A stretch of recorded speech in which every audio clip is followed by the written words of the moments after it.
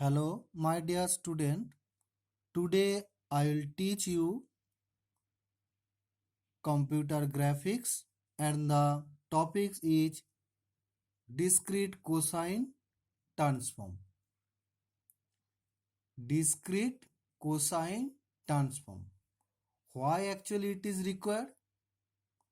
To transform an image from one state to the another state.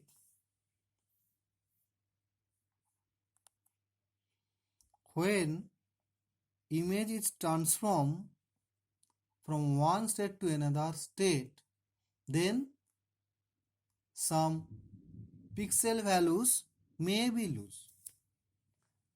In discrete cosine transformation, basically this is used in lossy image compression. In lossy image compression because it has very strong energy compaction. Image compression and energy compaction. That is, its large amount of information is stored in very low frequency component of a signal and rest other frequency having very small data which can be stored by using very less number of bits. Lossy image compression. You know what is image compression? Image compression is to store or transmitted with having pixel value. It can be compressed by reducing the value its every pixel content. Basically, we know that there are two type of compression: lossless compression and another one is lossy compression. In this type of compression, in lossless compression, after recovering image is exactly become same as that was before applying compression, and so its quality did not get reduced. Basically, lossless compression, here you cannot lose any type of pixel values. Those are not required for you also. But in lossy compression, in this type of compression, after recovering we can't get exactly as older data, and that's why the quality of image gets significantly reduced. But type of compression results in very high compressions of image data and is very useful in transmitting image over the network, that's because it is light weighted.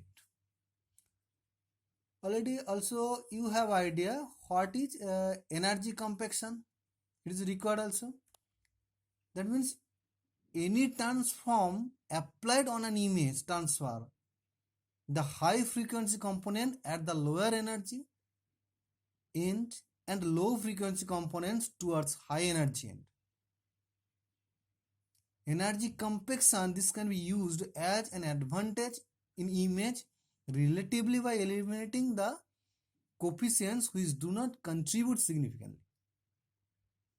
Therefore, this compaction method aids in reducing the feature vector size, which gives faster retrieval. Okay, this is give faster retrieval. Now again back to DCT. To perform DCT transformation and image, first we have to fetch image file information, pixel value in term of integer having range from 0 to 255, you know. After that it will be divided. Okay, as for example, it can be divided in 8 cross 8 matrix, and then we apply discrete cosine transformations. On that block of data, some will be eliminated and with the high intensity that will be preserved. Okay. Now another thing you need to know about discrete Fourier transformation, fast Fourier transformation, and we are now telling about cosine transformation. Okay, we know that in discrete Fourier transformation, the complex input is complex and also the output is complex. Okay, is a linear transformation which takes as input a complex signal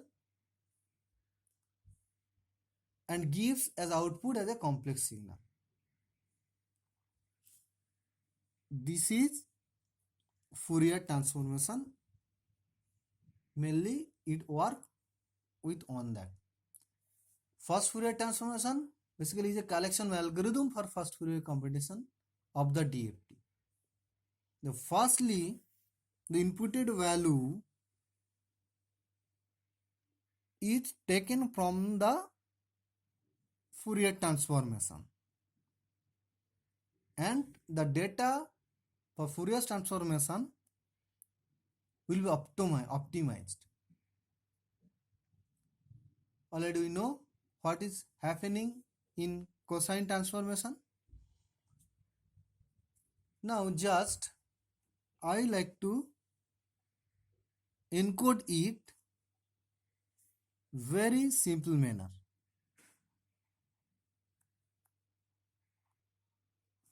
Now this is the encoding technique. First 1D, for 1D transformations I have to use this encoding formula. This is the encoding formula for fast D. Okay, now only one coordinate is there, and this is the matrix, one dimensional matrix. Okay, now we use this formula as the base of cosine transformation. Also for 2D transformation this will be used.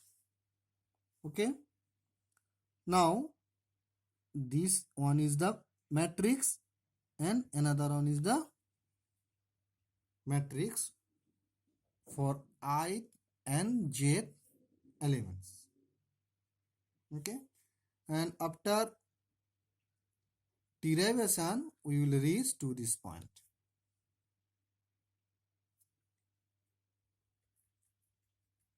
Now this input image is about to n by m matrix. Okay, this is about n by m matrix. Fij is the intensity of the pixel. Fij, this is the intensity of the pixel for ith row and jth column. And Fuv is the density coefficient. This is the actually density coefficient that you need to calculate. And if you inverse it, then for some particular type of value it will be calculated.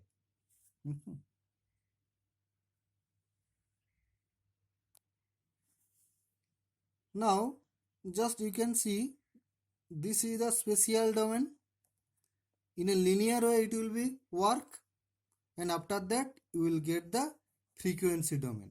Some pixel may be reduced, those are not required, that can be eliminated. This is the very basic about the discrete cosine transform. Thank you my student.